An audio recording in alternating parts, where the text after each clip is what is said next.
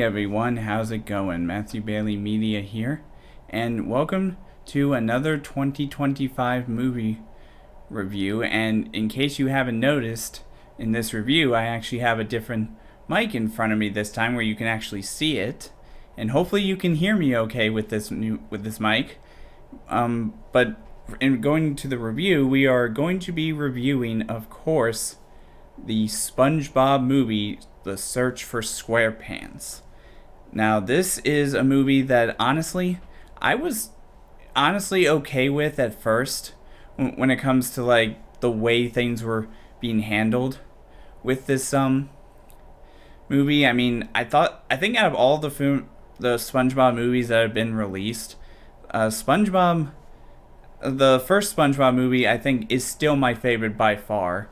The second movie I feel like is close second, but when it comes to this movie and the third movie, Sponge on the Run, I still liked this one a little bit more than Sponge on the Run in my mind.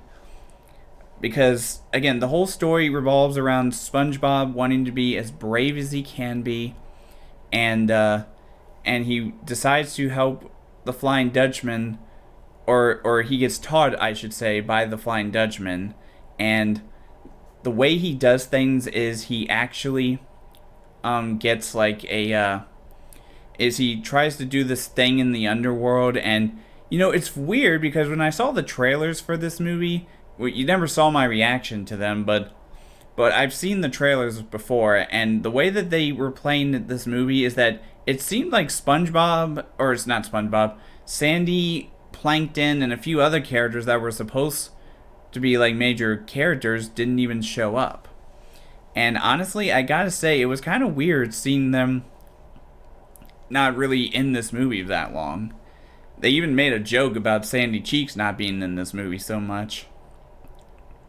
But honestly, I mean, you have to do what you gotta do. But I will say, when it comes to the other movie that came out this year, with that being the Plankton movie, I actually thought that this one was better than that one as well.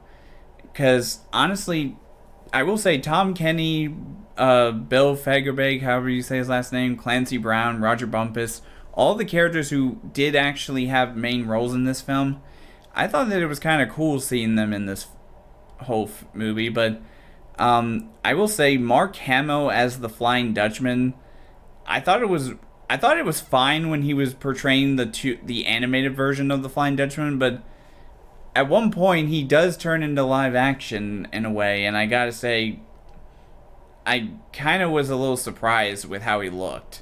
But and it also makes me wonder, who was that guy who was the pirate in the beginning of the movie? Slight spoiler there, but the way that this whole thing played out, I gotta say, it was kind of weird, if I'm being totally honest. But aside from that,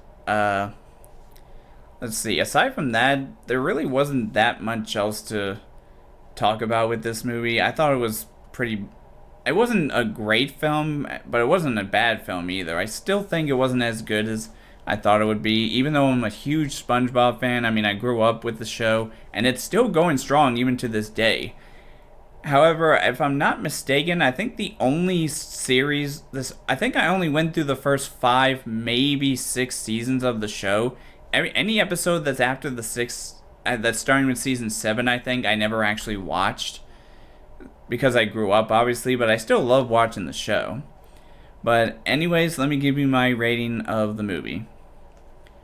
So, for my rating of the SpongeBob movie, Search for Squarepants, I gotta say, definitely thought it was better than Sponge on the Run, but I guess aside from that, it really wasn't that much better, if I'm being totally honest. But I still thought it was an okay film, so I'm gonna give this movie a 3 out of 5. Yep, 3 out of 5, so not a bad film, but I still didn't think it was a great film either. So anyways, that's all for now in this this movie review. And as always, I will see all of you guys in the next video.